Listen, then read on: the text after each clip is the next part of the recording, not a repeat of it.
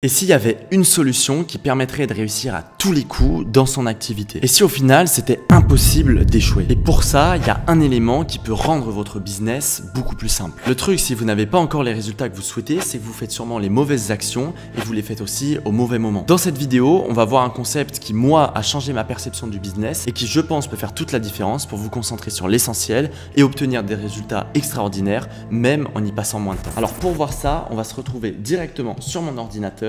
Et l'idée, ça va être de voir son business comme un tuyau. Et après, je vous inviterai à faire un exercice directement pour voir où est-ce que ça bloque. Ce tuyau-là, il va être composé de différentes étapes. Et des étapes, il y en a 5. La première étape, ça va être la génération de leads. Donc, combien est-ce que vous faites rentrer de prospects, etc. La deuxième étape, ça va être l'étape nurturing. Donc, comment vous chauffez ces prospects. La troisième étape, ça va être la conversion. La quatrième étape, ça va être la livraison. Et la cinquième étape, ça va être, hop, je vais l'écrire juste là. La cinquième étape, ça va être la rétention. Et grâce à ça, grâce à ces 5 étapes seulement, on peut faire fonctionner une activité.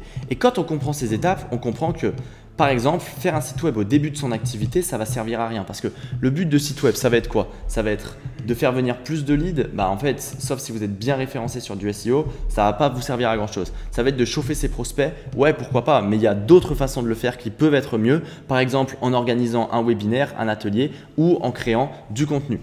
Est-ce que ça va être de convertir? Non, pas tellement. Donc, ça va nous permettre, ce schéma-là, de faire les bonnes actions au bon moment. Je vais récapituler les différentes étapes, mais lead, c'est combien de prospects on va faire rentrer.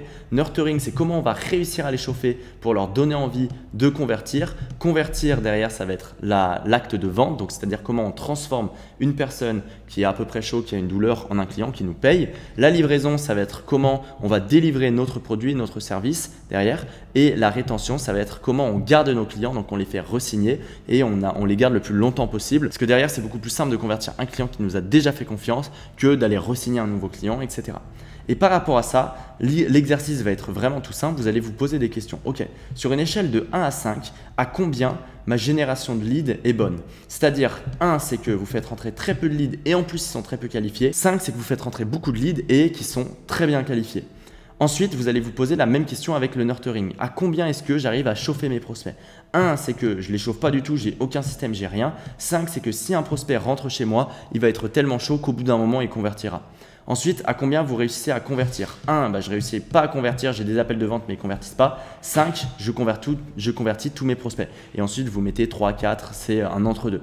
La livraison, à combien mes clients sont satisfaits? Pareil. Et la rétention, à combien mes clients re-signent chez moi?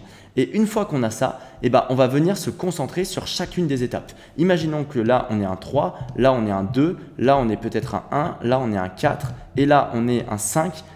On va voir qu'on est très bon sur les 2 dernières étapes, donc les clients restent chez nous.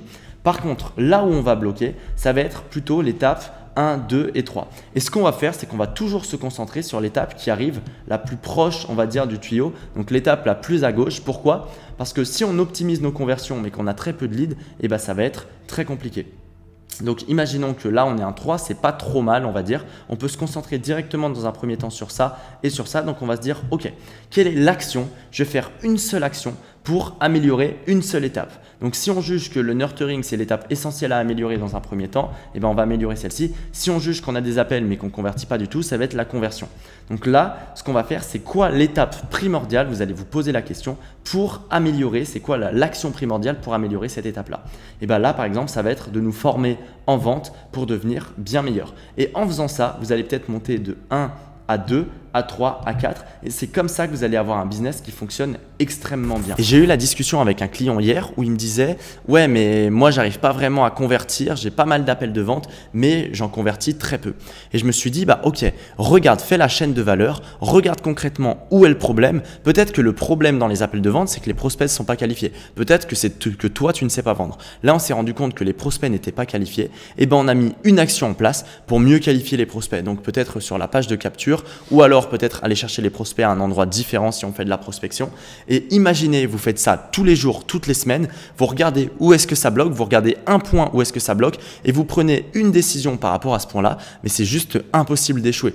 Et le problème, ce qui fait que la plupart des entrepreneurs n'ont pas de résultats, c'est qu'ils n'ont pas conscience de ça, c'est qu'ils vont faire un peu de tout et un peu n'importe quoi en fonction de leurs émotions, en fonction de ce qu'ils pensent juste, mais sans avoir un schéma complet. Et donc, ils vont venir par exemple créer du contenu pour chauffer leurs prospects alors qu'ils n'ont aucun prospect. Donc, ce contenu-là va chauffer personne, ils savent pas vendre, donc en plus, ça va servir à rien.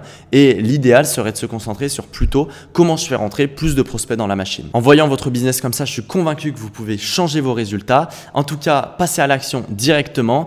Et si cette vidéo vous a plu, n'hésitez pas à la liker directement. N'hésitez pas également à vous abonner si ce n'est pas encore fait. Et nous, on se retrouve très vite dans une prochaine vidéo. C'était Mathis. Ciao!